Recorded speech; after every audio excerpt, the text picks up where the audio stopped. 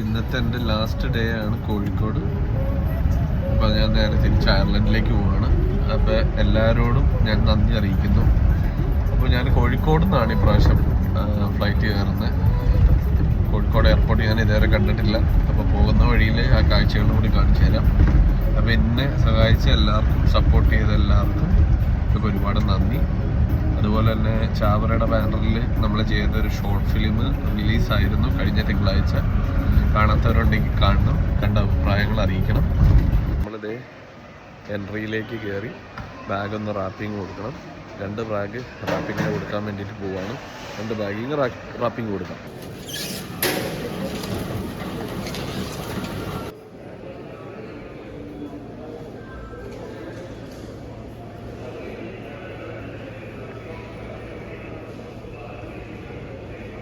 ഇവിടെ ബേർഡ് ലോഞ്ചിൽ കയറി.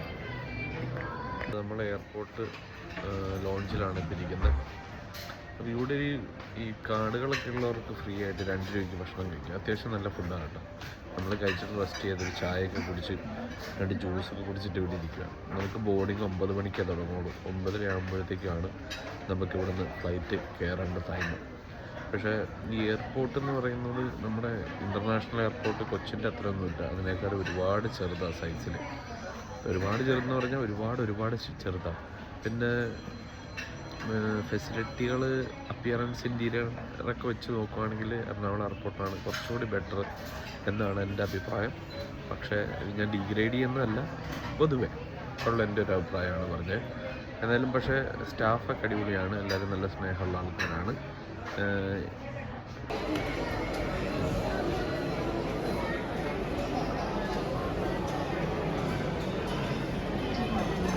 ഇപ്പോൾ നമ്മൾ ഫ്ലൈറ്റ് ബോർഡായി.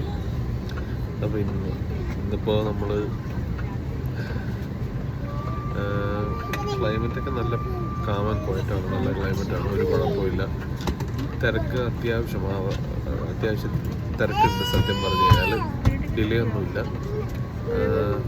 ഇന്നലത്തെ ദിവസം ലാസ്റ്റായിരുന്നു. ഞാൻ ഇന്നലെ കിഷ്കിന്ദ കാണ്ടെന്ന് പറഞ്ഞൊരു സിനിമ കണ്ടു. വളരെ നല്ല മൂവിയായിരുന്നു. അതിന് മുമ്പ് ARM കണ്ടായിരുന്നു കോഴിക്കോട് വെച്ച്.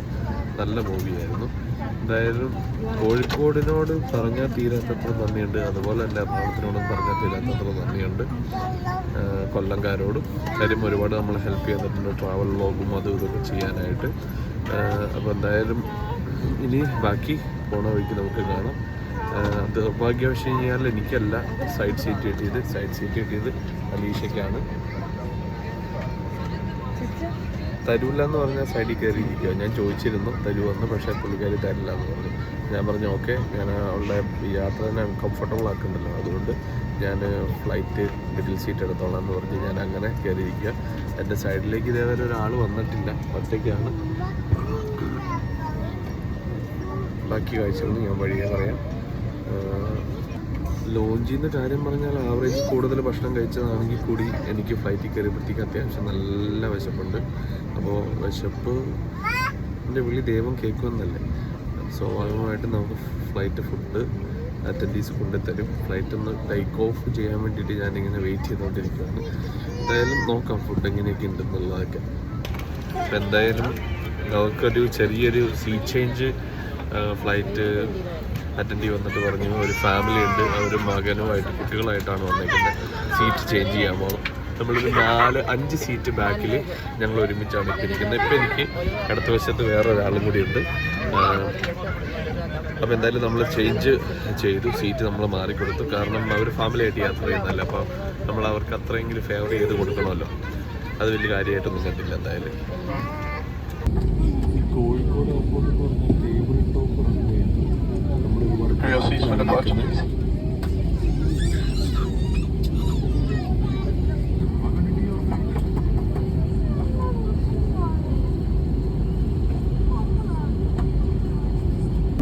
എന്തായാലും ഓണമായില്ല, പക്ഷെ ഓണത്തിൻ്റെ ആരംഭമായി.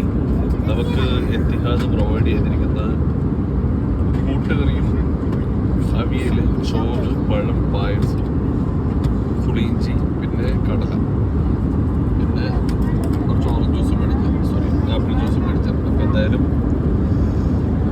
എത്തിഹാദിൻ്റെ വക നമുക്കൊരു ഹാപ്പി ഓണമുണ്ട്.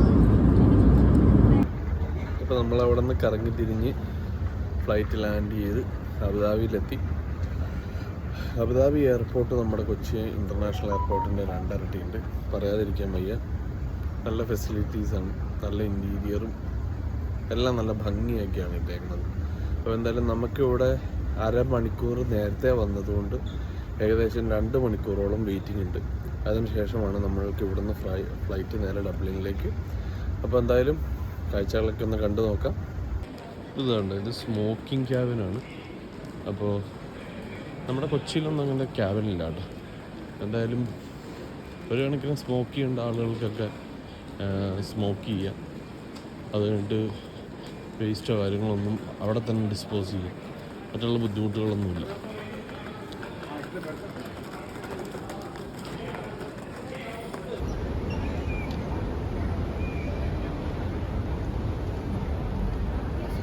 ഇപ്പം നമ്മൾ പോകുന്ന അബുദാബിയിലെ പുതിയ എയർപോർട്ടിൽ കൂടിയാണ്. പറയാതിരിക്കാൻ പറ്റില്ല, പഴയതിനേക്കാൾ ഉഗ്രൻ എയർപോർട്ടാണ്. നല്ല സ്പേഷ്യസ് ആയിട്ടുള്ള ഒരുപാട് ആളുകളെ അക്കോമഡേറ്റ് ചെയ്യാൻ പറ്റിയ ടൈപ്പ് ഒരു എയർപോർട്ടാണ്. ഇൻറ്റീരിയറൊക്കെ സൂപ്പറായിട്ടുണ്ട് ശരിക്കും.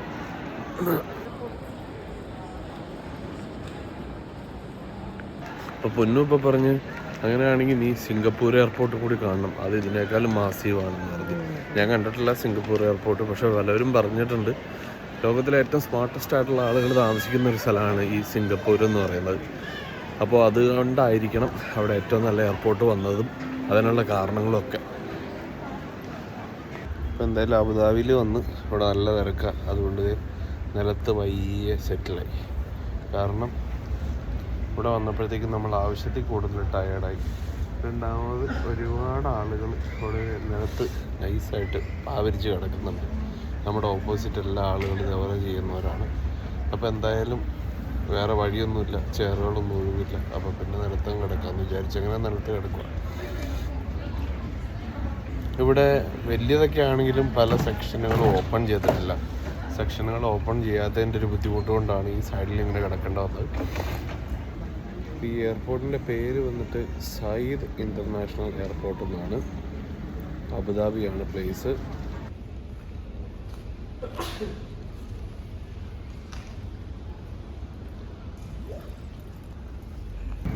അപ്പോൾ നമ്മൾ അബുദാബിയിൽ നിന്ന് ഫ്ലൈറ്റ് കയറി ബോയിങ് 777-300 എന്ന് പറഞ്ഞ ഫ്ലൈറ്റിലാണ് നമ്മൾ കയറിയിരിക്കുന്നത്. വളരെ വലിയ ഫ്ലൈറ്റാണ്. അപ്പോൾ എന്തായാലും ബാക്കി ഡബ്ലിനിൽ. അതാണ് നമ്മൾ വന്ന എത്തിഹാദിൻ്റെ ഫ്ലൈറ്റ് ബോയിങ് 777-300. എന്തായാലും കുഴപ്പമൊന്നുമില്ലാണ്ട് നമ്മൾ ഡബ്ലിനിലെത്തി. ഇന്ന് വൈകാനുള്ള സാധ്യതയുണ്ട്. കാര്യം ബാഗേജ് ബെൽറ്റ് ഓഫായി പോയി. അപ്പോൾ നമ്മളിവിടെ വെയിറ്റ് ചെയ്തുകൊണ്ടിരിക്കുകയാണ്.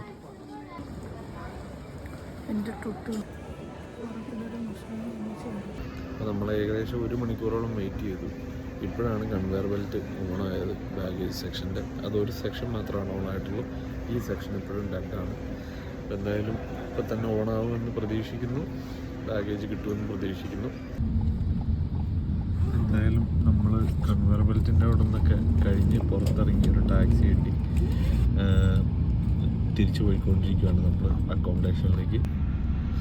എക്സോസ്റ്റഡായി പോയത് മെയിൻലി നമ്മൾ ആ കൺവെയർ ബെൽറ്റ് സ്റ്റോപ്പായി പോയ സ്ഥലത്താണ്. ഏകദേശം 1.5 മണിക്കൂറോളം ഡിലേ ഉണ്ടായിരുന്നു അവിടെ. ഇപ്പോൾ സമയം ഇവിടുത്തെ ഏകദേശം 9:30 കഴിഞ്ഞു, 10 മണിയായി. അപ്പോൾ നമ്മുടെ ഫ്ലൈറ്റ് ലാൻഡ് ചെയ്ത് ഏകദേശം 7:15 കഴിഞ്ഞപ്പോഴാണ്. അപ്പോൾ അത്രയും ടൈം നമുക്ക് ഡിലേ വന്നത് മെയിൻ ആ കൺവെയർ ബെൽറ്റിൻ്റെ പ്രശ്നം കൊണ്ടാണ്. എന്തായാലും നമ്മൾ പുറത്തിറങ്ങി, രണ്ടുപേരും സേഫാണ്. ഇനിയിപ്പോൾ നമ്മൾ വീട്ടിലേക്ക് പോയിക്കൊണ്ടിരിക്കുകയാണ്. അപ്പോൾ ഇനി അടുത്തൊരു നല്ല എപ്പിസോഡ് വരുന്നവരേക്കും എല്ലാവർക്കും ബൈ. പിന്നെ എല്ലാവർക്കും താങ്ക്സ്. ഒരുപാട് ആളുകളെ മിസ് ചെയ്യുന്നുണ്ട്. അപ്പോൾ സീ യു, ബൈ.